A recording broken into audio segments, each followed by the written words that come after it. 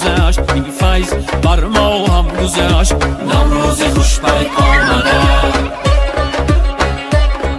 از مهر پر شد سینه ها، نقشه نماند از کینه ها، شد به غبار آینه ها. نوروز خوش بیک آمده.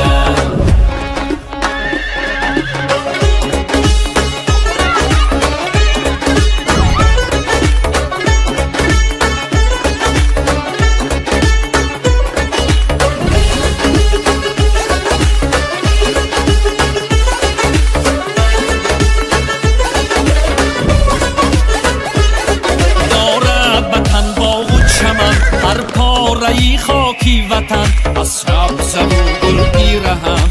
نوروز خوش بیک آمده، دارد وطن باغ و چمن، هر پاره خاکی وطن، از سبز و گل پیرهن. نوروز خوش بیک آمده.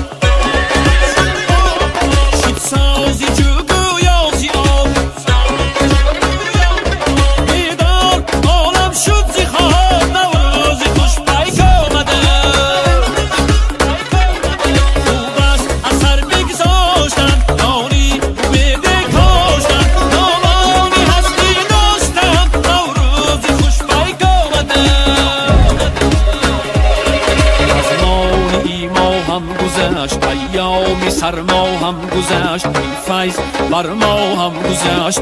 نوروز خوش بیک آمده.